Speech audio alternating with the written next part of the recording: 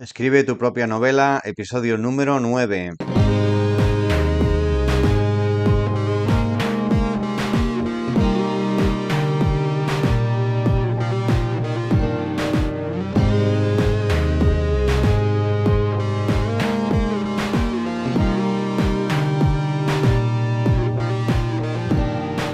Hola, soy David y estás escuchando Escribe tu propia novela, el podcast en el que aprendemos juntos cómo hacer realidad nuestra novela, desde la concepción de la historia, su desarrollo y escritura hasta su publicación.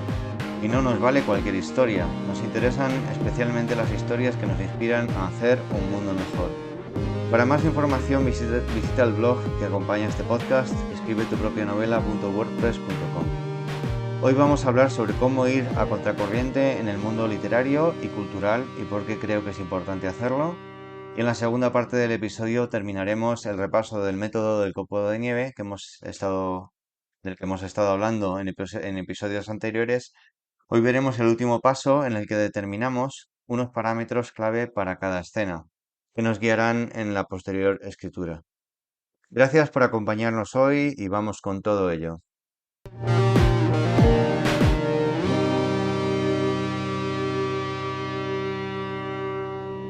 Hola amigos, bienvenidos a este noveno episodio de Escribe tu propia novela. Me llamo David y en este podcast te comparto mis experiencias aprendiendo a escribir una novela, esperando que eso te ayude a escribir la tuya. Y como os decía, en este episodio vamos a ver dos cosas. Primero vamos a ver por qué creo que es importante ir a contracorriente en la cultura actual, y más en concreto en el mundo literario, sé que tratamos en este podcast. Y aquí tocamos el punto que me ha motivado a crear este podcast, así que como te puedes imaginar, es un tema que para mí es importante, es fundamental, y os voy a dar mi opinión personal sobre esta cuestión. Y en la segunda parte del episodio terminaremos de repasar el método del copo de nieve para estructurar nuestra historia. Hoy veremos el último paso, el número 9, que consiste en determinar un par de aspectos clave de cada una de las escenas de nuestra narración, antes de empezar a escribirlos. Pues vamos con la primera parte del episodio. Si os fijáis en la introducción de los episodios, hoy mismo y en los anteriores episodios, suelo empezar diciendo que nos interesan las historias buenas y las historias que nos inspiran a hacer un mundo mejor. Y bueno, ¿qué quiero decir con esto? Vale, escribir bien lo puede hacer mucha gente, ¿vale? Yo pienso que es así, estoy convencido que es una técnica, lo puede hacer eh, cualquier persona que esté bien entrenada. Si pasamos a cómo está hoy el tema de la inteligencia artificial, probablemente un ordenador o una inteligencia artificial puede incluso escribir una novela. Pero una novela que tenga corazón, que tenga alma, pues no creo que no creo que una inteligencia artificial lo pueda hacer. Y, pero no, yo no iba por ahí la cosa. Cuando hablo de historias buenas, quiero decir historias que representen el bien, ¿vale? Em, es un ideal muy alto, ¿vale? ¿Qué quiere decir representar el bien? Em, bueno, pues tan sencillo como lo siguiente. Yo creo firmemente que existe el bien y el mal, y el bien y el mal son cosas distintas, ¿vale? Em, a mí me gusta que en una historia gane el bueno. Lo siento. No, bueno, no tengo por qué sentirlo. Es así. Eh, Me gusta que ganen los buenos. No me gusta que ganen los malos.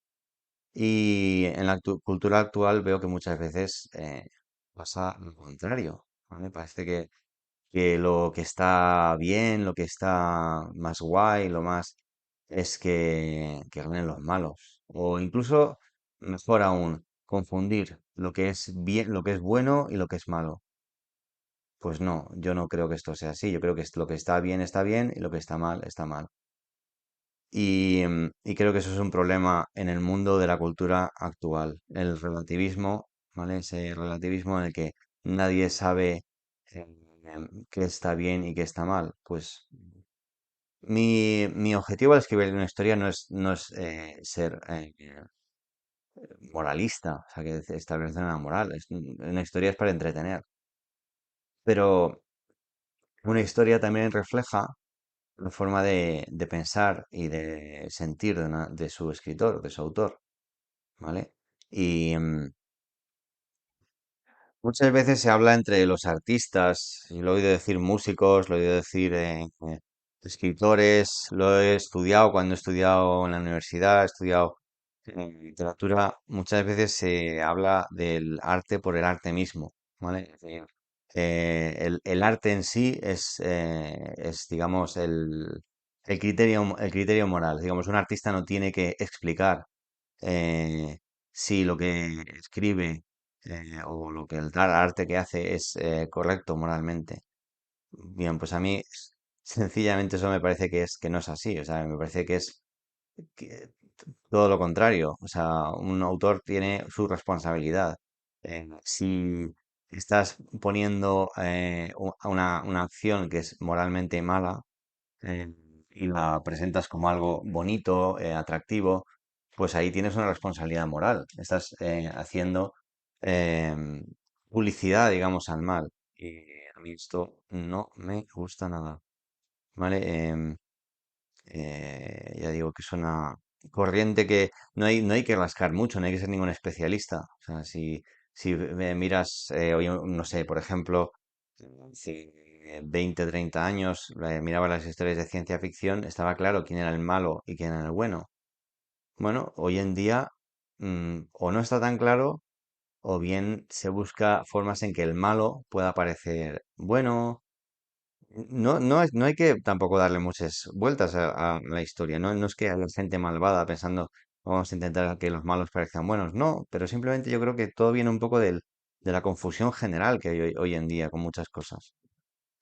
Pues a mí no me gusta que la literatura confunda, sino que oriente. O por lo menos que no confunda. No, no puede orientar, pues por lo menos que no distraiga, que no. Bueno, em, si, si yo me lanzaba a hacer un podcast como este, es porque veo que el mundo de la cultura actual está muy mal. Y está muy mal por cosas como esta. ¿Vale? Em,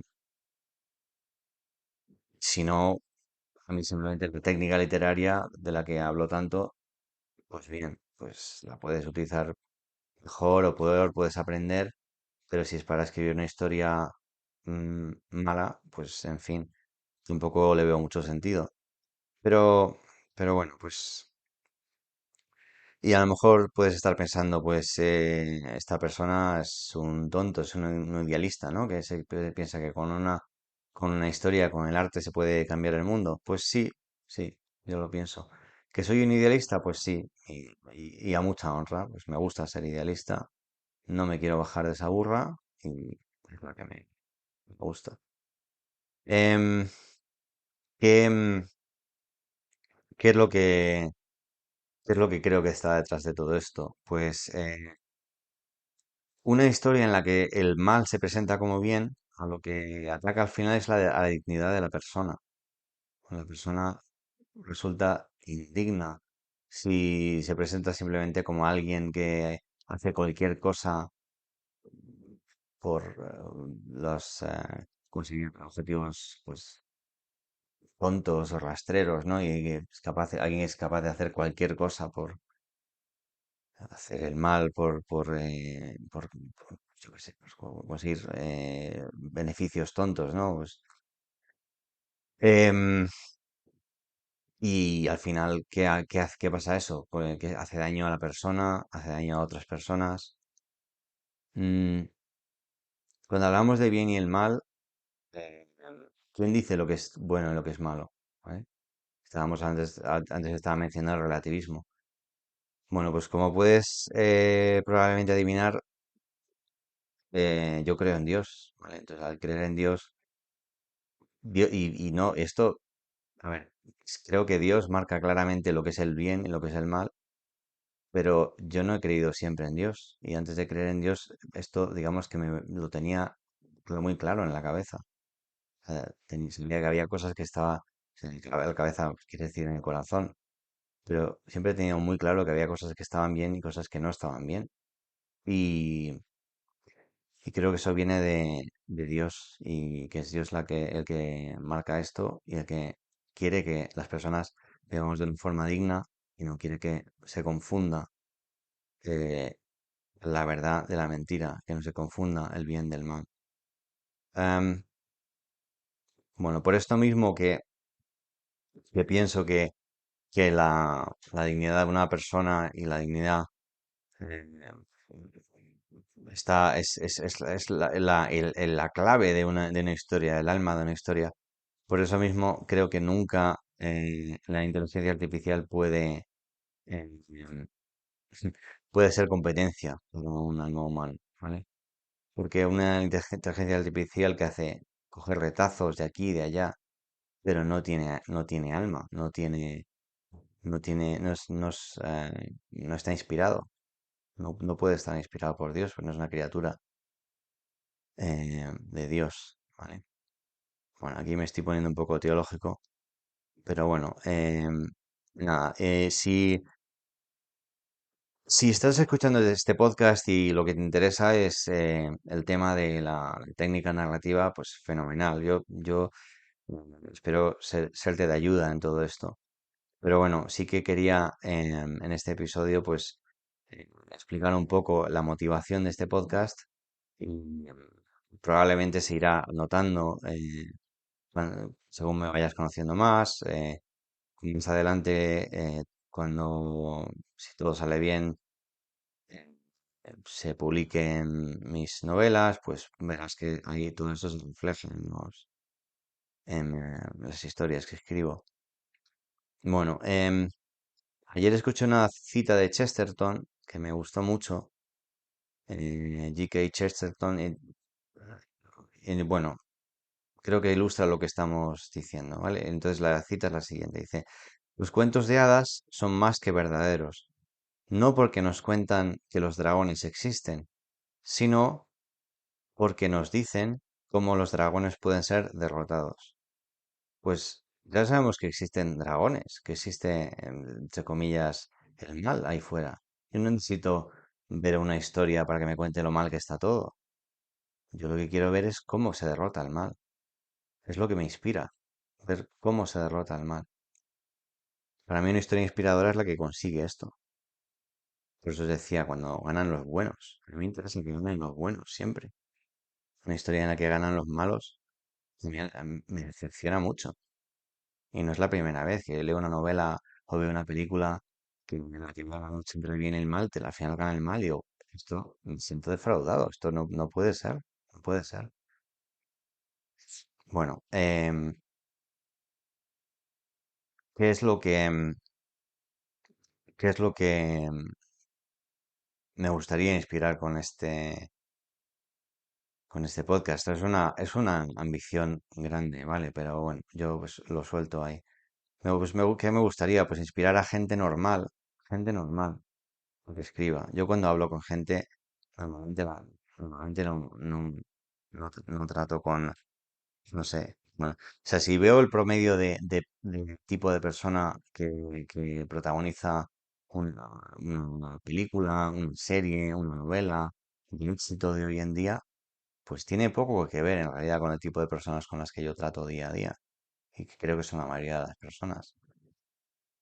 Personas normales, que tienen una familia, que tienen un trabajo, que luchan día a día por sacar las cosas adelante, que las cosas sean mejor para todos, que son generosas, que son buenas. Pues cuando em, veo muchísima gente así y me pregunto muchas veces, ¿qué pasaría si toda esta gente estuviera escribiendo historias? O sea, escribiendo historias como el que dice, haciendo películas, haciendo cualquier forma de arte, dando su voz a conocer, ¿vale? Pues creo que haría mucho bien esto, ¿vale? Que esa forma de vivir se refleje de alguna manera. Y no se trata tanto de técnica, ¿vale? Pues simplemente con que se vea que en una novela, en una historia, pues te puedes sentir identificado con la persona que está narrando, pues ya es mucho. Bueno, no me quiero enrollar mucho más con todo este tema. Solamente quería decir que si escribes y piensas a lo mejor que yo soy una persona muy normal y no tengo gran cosa que aportar al escribir mi historia, pues que probablemente no, probablemente te equivocas. Probablemente hay mucha gente que esté interesada en leer tu historia y probablemente le puedes aportar bastante a muchas otras personas. Bueno, pues por eso te animo a que escribas, ¿vale?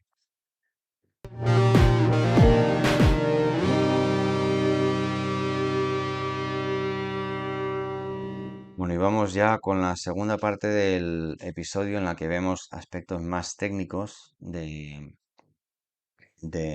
cómo escribir una novela.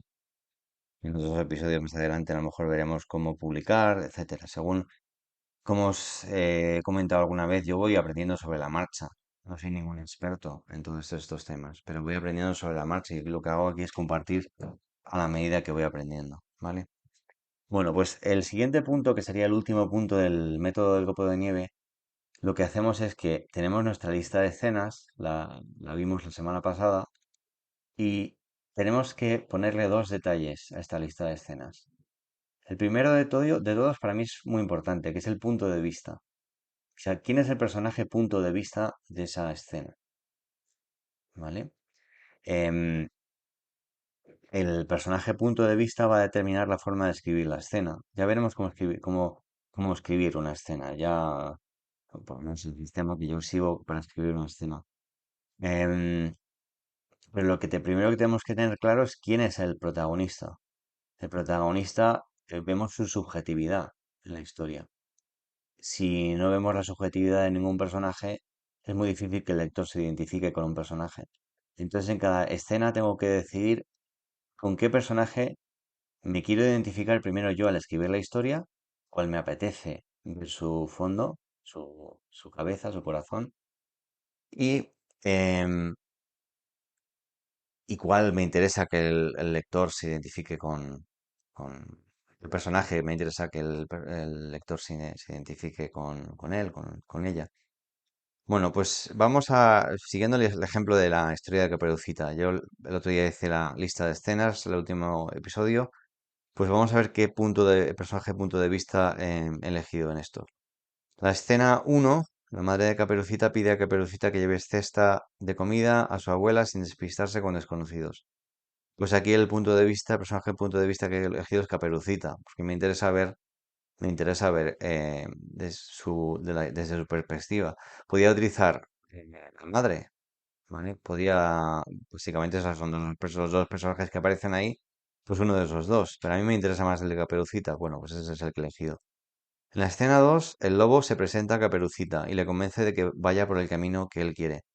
Y personaje de punto de vista, aquí he elegido a Caperucita. Podría ser el lobo, pero no lo he elegido. Y bueno, y enlazando con lo que decía antes, me interesa el personaje que es bueno. Aquí el personaje que es bueno es Caperucita. Le engaña el lobo. El lobo es malo. No me interesa. Eh, puede ser interesante, a lo mejor en algún momento, ver el punto de vista del antagonista. De hecho, ahí, puedes jugar con eso para dar fuerza luego a la historia. Pero bueno, en este caso, es una historia corta, quiero que quede bien claro quién es quién. Y me interesa esta Caperucita en esta escena. La escena 3, Caperucita se pierde en el bosque y luego vuelve a encontrar el camino. Y el personaje punto de vista, una vez más, Caperucita. En la escena 4, el lobo llega a casa de la abuela y le engaña haciéndose pasar por Caperucita y devora a la anciana. Y el personaje punto de vista aquí que he elegido es la abuela. Podría ser el lobo también, pero bueno, me interesaba más la abuela. En la escena 5 era mientras el lobo termina de disfrazarse, Caperucita llega a casa de la abuela y se extraña del aspecto del lobo disfrazado de abuela, quien finalmente desvela su verdadera identidad y devora a la niña. Y he elegido de punto de vista a Caperucita. La escena 6, alertado por las voces de la niña, un cazador llega a casa de la abuela y viendo al lobo, le raja la barriga, rescata a Caperucita y a su abuela y llena la barriga del animal de piedras. Y el personaje punto de vista aquí que he elegido es el cazador. Em, aquí cambiamos de punto de vista. Es un personaje que no ha aparecido hasta ahora y de pronto elegimos ponerlo de punto de vista. Eso también da frescura a la historia. Es mi opinión, ¿eh? Me da la impresión de que cuando escribes con variando de punto de vista, el personaje punto de vista durante la historia, eso da frescura. Ves distintas perspectivas de la misma historia, es como ver con distintas cámaras la misma historia. Y bueno, entonces en este caso pasamos al punto de vista del cazador. La escena 7, el lobo se despierta sediento por las piedras, corre al río, cae por el peso y muere ahogado. Y aquí el personaje de punto de vista es el lobo. No hay otro personaje en la escena. Y a mí me interesa, tiene que haber algún tipo de reacción emocional. Lo veremos cuando veamos la escritura de una escena. Pero pues por eso hemos elegido aquí al lobo, por eso he elegido aquí al lobo. En la escena 8, Caperucita y su abuela celebran su rescate con el resto de la familia y amigos, incluyendo el cazador. Y el personaje punto de vista que he elegido aquí es Caperucita. Podría haber elegido a la madre. Pues quizá tendría sentido. Si al principio hubiera empezado con la madre, podría seguir con la madre aquí. Pero no tiene, creo que no tiene mucho sentido porque es más consistente con el resto seguir con Caperucita. ¿Vale? Bueno, la otra cosa que quería ver hoy, y que es lo último que vamos a ver sobre el método del copo de nieve, es una vez que tenemos la lista de escenas, hemos visto cuál es el personaje punto de vista. mm, digamos que este Randy Ingermanson lo que divide las escenas en dos tipos de escena, lo que llama el escena como tal y secuela. La escena tiene un objetivo, un conflicto y un desastre. ¿Vale? El personaje se plantea un objetivo, le surge un conflicto y a través de ese conflicto resulta un desastre. Y la secuela sería como la reacción a ese desastre que ha ocurrido. Vale, la secuela tendría una reacción, un dilema y una decisión que toma el personaje. Vale, siguiendo esa división entre escena y secuela, se dan más escenas que secuelas. Vas a ver que en la clasificación que hago aquí pongo más escenas que secuelas, pero eso es así, según Randy Ingermanson también es así, ¿vale? Bueno, entonces en la escena 1 la madre de Caperucita pide a Caperucita que lleve cesta de comida a su abuela sin despistarse con desconocidos. Esto para mí sería una escena. El lobo, en la escena 2, el lobo se presenta a Caperucita y le convence de que vaya por el camino que él quiere. También sería una escena. Escena 3, Caperucita se pierde en el bosque y luego vuelve a encontrar el camino. Para mí esto sería una secuela, ¿vale? En lo que reacciona Caperucita al desastre que se ha presentado en la anterior. La escena 4, el lobo llega a casa de la abuela y le engaña haciéndose pasar por Caperucita y devora a la anciana. Es una escena. La abuela tiene el objetivo de recibir la comida, se encuentra con un problema. Escena 5, mientras el lobo termina de disfrazarse, Caperucita llega a casa de la abuela y se extraña del aspecto del lobo disfrazado de abuela, quien finalmente desvela su verdadera identidad y devora a la niña. Es una escena.